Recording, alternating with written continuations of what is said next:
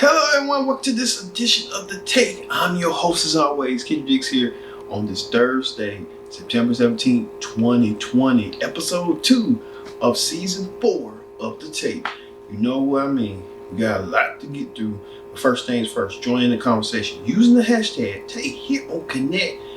Like I said, and don't forget to subscribe. Subscribing is care. Man, oh man, what a show we have for you tonight. Let's get started with the big story. The big story is coming hot out the presses. Hot out the presses, I mean CardiB. CardiB, the rapper, breaks up with husband Offset of the Migos. Man, what's going on there? And she wants a divorce, and she wants full custody of their child, their daughter, Culture. Let's get the full story and details with this.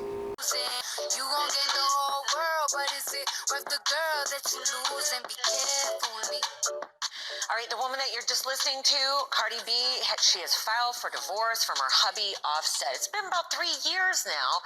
And Melissa, it's 5 days before their anniversary. And welcome. Good morning. Good morning. Look at you with the exact date on the anniversary. I'm proud of you, Robin. But this is sad news, right? Because they're not going to make this anniversary. CardiB filed paperwork in Fulton County, Georgia yesterday, and it's listed as a contested divorce, which may mean that Offset is trying to fight it. The couple shares a 2-year-old daughter, Culture. Now, it's unclear if they have a prenup. They'll have a hearing November 4th right here in Atlanta, and they sparked dating rumors in early 2017. Then they secretly got married later that year, and they've had some rough patches very publicly, mostly over claims of Offset's alleged infidelity. And CardiB has publicly threatened divorce before, but has also fiercely defended their relationship. Wishing them both the best right now. All right there, CardiB and Offset breaking things off. This ain't the first time. This is about like the second, third, fourth, probably 15th time. You know how that go. But this got to be legit. They said CardiB went to the courtroom and filed an injunction for a divorce that morning, and now CardiB ain't looking back, and she won't Culture. Wow, what that's gonna do for Offset? More women, more beautiful women. Leisure and stuff, you know how that go. A lot of people saying Offset, all that money is drying up, so he might be broke. Or he might be running out of ideas of music. And then what's that gonna leave Carla? What's next for her? She gonna go back to running back to Offset? Only time will tell. We'll see on that. All right, in celebrity news, Dancing with the Stars returns with new celebs, a new judge, and a new host. Now they replaced Tom Bergeron, which that was crazy. He been a long time host, and Erin Andrews, which I get because she was just a sports reporter. I don't know why they put her in a dancing competition show. I don't get it. Well, Tyra Banks took the helm as the mistress of ceremonies, and let's hear what Tyra Banks did on her first night. To a red-hot start with the sizzling new host, Tyra Banks turning the ballroom into a runway. Welcome to Dancing with the Stars. A new host for season 29 and a brand new judge. Word, you can tell Tyra Banks doesn't feel right in place because she's so used to doing the beauty competition. This is different from her doing a dancing competition. Tyra Banks just got to find some way to keep her name out there and keep relevant. You know how that go. Also, you see AJ McClain, Nelly. You know, Nelly was a shake your tail fella. You know, it sound hot in here. But Nelly was trying to get his performance. But the moment of the night was Carol freaking Baskin. Carol Baskin, Tiger Fame, Netflix series. She made a debut, and I knew they was gonna prolong it. I knew it. They was gonna prolong it as much as they can to keep you not from turning the channel. To wait for Carol Baskin to come out there and make her Dancing with the Stars debut. And she did with this.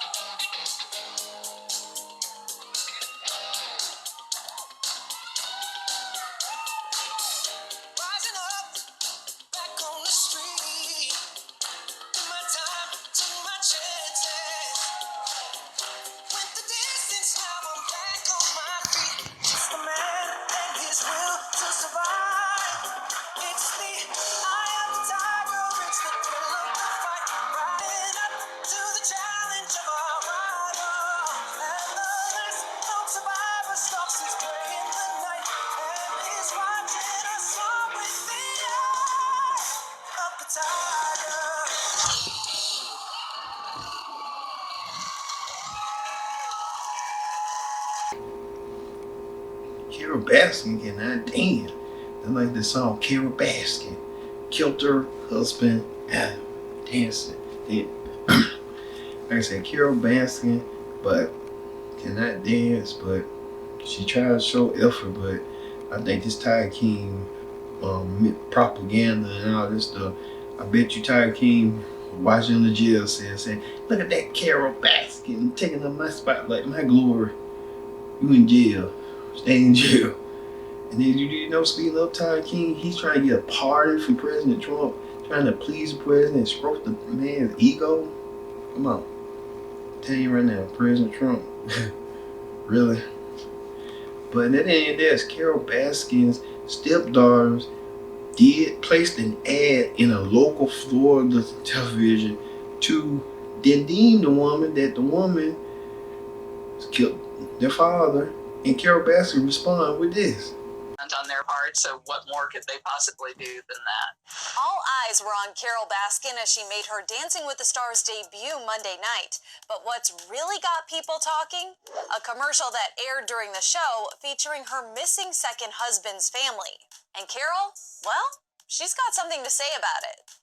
I'm not at all surprised. Here's what went down. During a commercial break on Monday's premiere episode of the hit dancing competition, a spot aired in local Florida markets that brought up allegations regarding the 1997 disappearance of Carol's second husband, Don Lewis.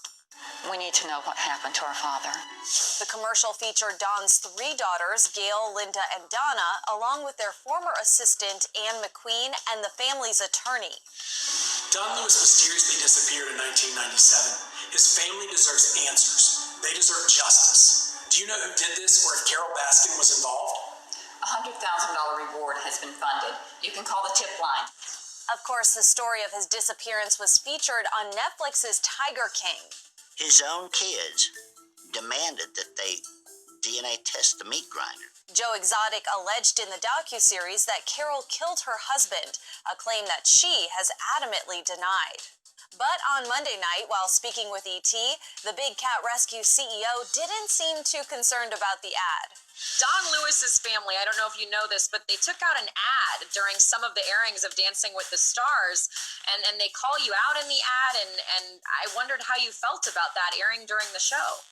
I'm not at all surprised. Why do you say that? It's just been, I think, a huge publicity stunt on their part, so what more could they possibly do than that? Anything you would have to say to them? No. Anything you'd have to say to anybody who's seen that ad? I haven't seen the ad. What do you have to say to the critics out there of you? Find something to do that's worthwhile with your life. Spending time worrying about what I'm doing is probably not a real good use of your time. How do you field it all? I'm not worried about what people say, because even when they're saying things that are negative, it's keeping the conversation out there in the public eye. And as long as I can keep that conversation out there, I can keep the cats in the spotlight, and that's my goal. As for her performance, the 59-year-old received a total score of 11 out of 30, the lowest of the night, dressed head to toe in, what else? Tiger print. Obviously. Naturally, Carol and her pro partner Pasha danced to Eye of the Tiger. With the distance, now I'm back on my feet. Just a man and his will to survive. But don't expect Carol to pull a Britney circa 2001 MTV VMAs. I've got feelings too. I need to do what I feel like doing. Yeah, she says she'll never perform with a real tiger. Absolutely not. Tigers belong in the wild. They don't belong in cages, period. And that's why I'm here, is to try and get that message out that we should not be breeding them for life in prison for our own amusement. That's just horrible of us to do that. Well, how did you feel emotionally, Carol, having gone on this journey and having this night go and getting, maybe some lower scores? I feel good about it. I always feel like there's huge room for improvement on anything. And I feel like if we made it this far in 2 weeks, every week that we survive the show. You saw right there Carol Baskin doing what she need to do and stuff. So don't be surprised these folks keep her on the show, because she was the worst dancer of the night. Believe me. Seeing them like, good God, Carol Baskin needs more work, more footwork. just get her on there and just say we got celebrities, we got controversial celebrities just to keep you glued to the TV. Telling you. Also, speaking of that, The Mandalorian returns to season 2, and many people are rave reviews on Mandalorian. I haven't seen it yet, but I'm hearing great reviews on it, and so it should be on Disney Plus coming soon. Also, Taylor Swift befriends former friend me, Katy Perry. And Katy Perry had a daughter, and Taylor Swift made this handmade gift. Weird by Taylor Swift to do something like that, but it's just Taylor Swift. She's just kooky and artistic. You know how they go. And Prince Harry celebrate his 36th birthday. You know, not being at home, but being in America. And he has that still bi-coastal residence in UK and England. I mean, how long this gonna go between Harry and his family? It's just, I've never seen nothing like that, but I guess when you're married, you have different things and different segments and stuff in your life that you look past that and you kind of think different than the other. So I don't get it and stuff. But hey, it's Prince Harry and Meghan Markle for you. All right, on talk shows this week, man. Talk shows kicked out with a bang. We talked about it on Viral. I'm going to continue to talk about it here on the tape, and we're going to talk about it with Brittany Shea on Connect Now this Friday. Man, what a controversial topic that we've been talking about since Monday. Well, on Tamron Hall, she welcomed ex-gubernatorial Florida candidate Andrew Gillum, sat down with her, and he discussed his depression, his everything from alcoholism, losing the governor's race, and that infamous night that set the stage and led to Andrew Gillum with a big secret with this. To be very honest with you, when you didn't ask the question, you put it out there, is whether or not I identify as gay, and the answer is I don't identify as gay, but I do identify as bisexual. And that is something that I have never shared publicly before. And to be very... Yes, Andrew Gillum came out as bisexual. You know, I'm wrapping my head around it like, if you're bisexual, and then the wife too, is she a beard? I mean, like a beard, like she's covering up for her husband. You know what I mean? But I just wrapped my head around it, thinking like, you attracted to both men and women? What's going on? What's going on? But we was hearing rumors and reports that you've been with this college dude's friend, and now you and your wife want to be on the show. You know they're gonna talk about it. Then you want to cover it up like it didn't happen. It didn't exist. It did happen. It did exist. But now you want to label yourself bisexual. Why you married? You know, I get it. People get married for typical reasons and crazy reasons too. But that right there is a deal breaker when you think about it. And the wife, I just don't get it. I don't know what she's doing, and I don't know how she's gonna. Believe me, I get he's trying to get back into a political career, but I don't know. It's just hard to tell right now. It's kind of hard to tell. Andrew Gillum. All right. Speaking of that, actress Drew Barrymore. Yes, actress Drew Barrymore want to dip her foot into daytime TV in more ways than one, and she brings out the big guns. Her big guest, her fellow Charlie's Angels co-star Drew Barrymore welcomed Cameron Diaz and Lucy Liu as they reflect on 20 years of working together on Charlie's Angels with this. You tipping up the girls in the racing suit. I love when you were what do you guys like? What is one of your favorite memories? Well, some of it's not on film. For me, it was like I had joined you guys, you're already in training, and you guys were so welcoming. I came in, you guys gave me huge hugs, and then we started training, and you're like, you're doing so great, you're doing so great. And I felt like, I am doing really great. And then the next day, I could not move. I was immobilized. I was so flexible the first day, and then I couldn't even bend over. I was like, I'm in so much pain. And then we used to do acupuncture, and I mean, it was a matter of survival just getting through that training session. You guess one of us isn't really here?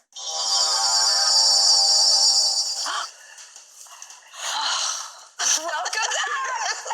I'm the one in Los Angeles. That's right. Cameron was in LA while Drew and Lucy Liu were socially distanced on the New York set. We are working with CBS Digital on a technology that has never been done, and it looks so seamless, where someone in Los Angeles can come and sit in these two chairs right here and have a conversation with me as if they were right here in the room. Here's how it works. Guests go to the CBS studio in LA and do the interview in front of a green screen. All the cameras are controlled at the studio in New York, where the guest is virtually beamed in.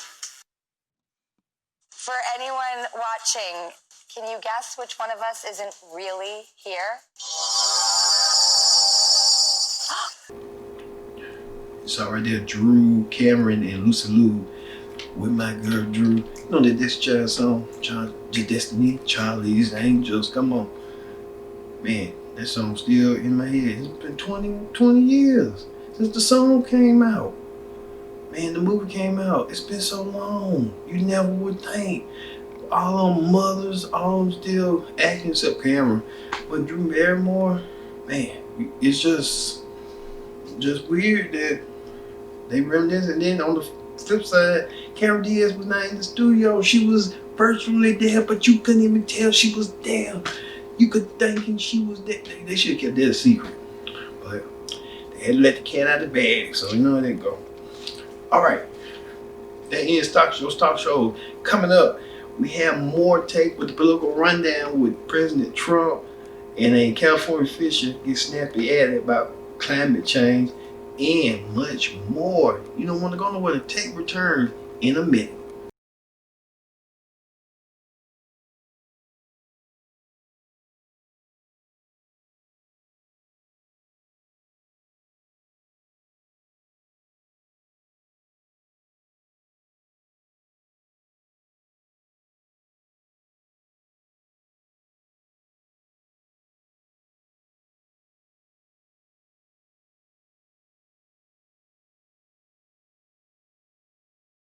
Welcome back to the take.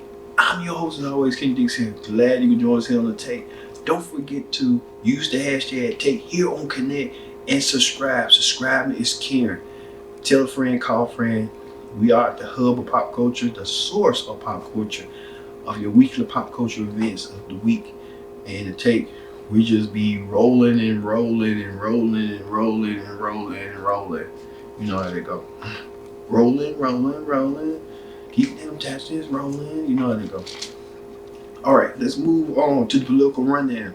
On the political rundown this week, President Trump got into a heated debate with a certain California official and its governor, Gavin Newsom.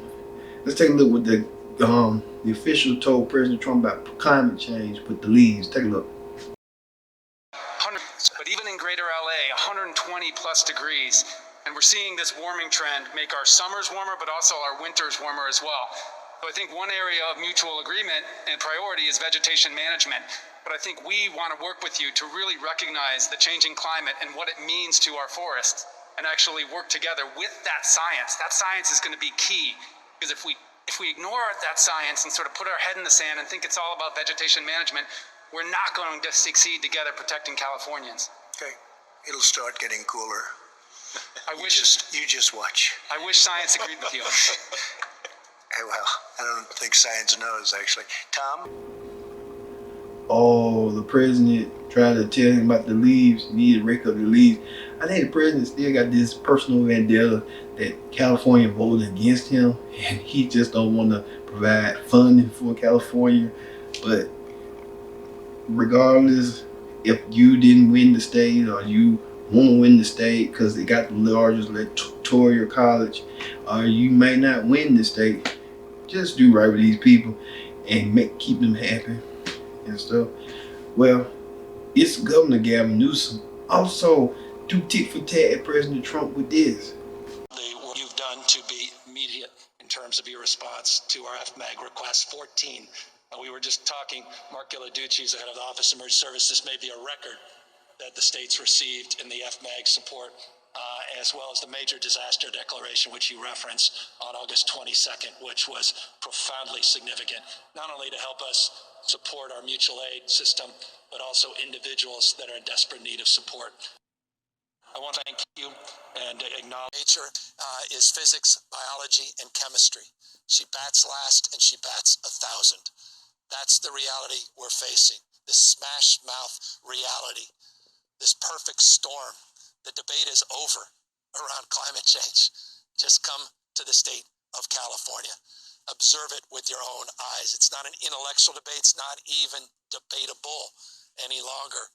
What we are experiencing, the extreme droughts, the extreme atmospheric rivers, the extreme heat.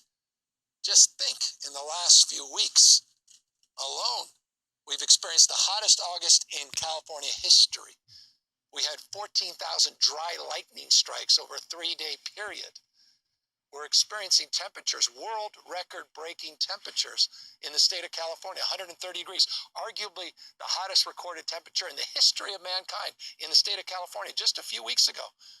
We had 121-degree temperatures in LA County, Burbank Airport, 114 degrees. It was 103 degrees in one part of the state of California at 3 in the morning. You've seen the images now strewn across the rest of the globe, these orange glows, the quarter-inch thick snow that is these ashes that are falling hundreds of miles away from these fires that we are experiencing north California, 800 miles down to southern part near the border of Mexico. 28 active large-scale fires that the state of California is currently battling. 14,600 firefighters currently battling those wildfires. Mutual aid coming from every local municipality and mutual aid coming from around the world. I mean, Gavin Newsom and President Trump don't see eye to eye. They kind of want to bump heads with each other. Ain't that weird? Gavin Newsom's ex-wife is President Trump's son's girlfriend. You tell me, ain't that strange bedfellows right there? I'm telling you. And she made that horrendous speech with this. Yeah, the Republican division. Like, she's been a scorned woman. Scorned woman. I mean, scorned woman, indeed. She's really scorned. I'm telling you. No, I wonder why Gavin Newsom got the relationship so quick. Alright. Speaking of that, on the reality show Clip Down, a woman gives her husband, this is divorce court. Now this is the new judge, Faith. Remember her from Judge Faith? Now she married to Ken Lattimore, Judge Faith Lattimore, whatever you want to call her. Judge Faith Jenkins Lattimore. What about that? Alright. Woman gave her husband $500 to support his business, and he does t-shirts and he does Instagram. You know, you can sell on the gram and t-shirts. Like, you can sell on Facebook, but it depends on if the people on Facebook like you or not. But Instagram, you know, you be skyrocketing to the top. Alright. Well, the husband started blaming a certain virus for his misdeeds with this. What? To make $4,000? And how does that work? How did he tell you that was going to work? Well, I know his clothing line is successful because he sells t-shirts. Okay. And he has Instagram, so I know he gets customers because they're mutual friends of us. So she invested $500, and did you say that you would give her this money back as a return from your investment? Well, Your Honor, I just was going on a shopping spree. When I bought this car, it took all my money really. It was like a $2,500 car. I already spent $1,000 on my clothes. So you did get money back. As a matter of fact, I read in your statement, you said you got $4,000. It was the most money you'd ever seen in your life. When I got the money, I blacked out and went shopping. to relieve some COVID stress. Yes. So tell me about how one blacks out when they get money and go shopping. Husband blamed the pandemic. What the coronavirus got to do with you being stressed about not paying this woman $500? I mean, it's just plain out crazy. But you know, people come out with lame excuses to get themselves relevant and stuff. But you just did that just to say the coronavirus got me not paying you. Coronavirus got everybody going crazy. I'm telling you right now. Telling you. The coronavirus. You know what the virus be. Okay. Alright, on news this week, Breonna Taylor family, the family of Breonna Taylor, gets a $12 million lawsuit from the city of Louisville. Now, many of you know the Breonna Taylor's case has been heavily publicized throughout since her death. Support for an emotional Tamika Palmer, Breonna Taylor's mother. Inside, she received an apology from the mayor. I cannot begin to imagine Miss Palmer's pain, and I'm deeply, deeply sorry for Breonna's death. The $12 million settlement is one of the largest in the country, involving a police shooting death. But 6 months after Taylor was fatally shot 5 times during a no-knock warrant raid, no officer has been charged. We still are demanding that Kentucky Attorney General Daniel Cameron bring charges immediately against the police officers that murdered Breonna Taylor. Taylor's death has sparked more than 100 days of protest, and today's settlement includes family demands on search warrant reforms and social workers added to some 911 calls. Today, I felt like pressure was applied. Late today, we spoke to Taylor's mother. I don't think what I've asked for has been anything other than what she deserves, and it's been just. And people has been saying, say her name, support. Even Oprah put billboards out in Breonna's city. They've been trying to use protests and boycotts and stuff. And they finally got $12 million, which a lot of people saying that's still not enough for a woman who's got shot in her apartment. It's still not enough to bring her back. Ooh, Lord. But you know how that go. Ooh. And finally, the viral video of the week. Viral video of the week. A deputy who was once a librarian saves her partner while she got shot in the mouth. You won't believe the situation with this. 30 mother of a 6-year-old, both deputies still here in critical but stable condition. An incredible show of bravery. A 31-year-old LA sheriff's deputy, profusely bleeding from a bullet to the face, is seen helping save her 24-year-old partner. She applies a tourniquet to his bloodied arm and helps him move behind a pillar to avoid taking on more fire. Both have already been shot multiple times. Surveillance video shows the ambush. A shooter fires into their car while they sit in their vehicle outside a metro stop in Compton. The female deputy, after getting shot, both of them 4 or 5 times, her with a broken jaw in the face, stepped out, gave a tourniquet to her fellow deputy who had been shot in the head as well. Probably saved his life while calling for help. She and her partner had just become deputies 14 months ago. Claudia, Alpoliner. The mother of a 6-year-old is seen here as she proudly graduated from the police academy in 2019. As they are recovering from their injuries at the hospital, a callous call for their death by a gathering of about 5 people outside the hospital.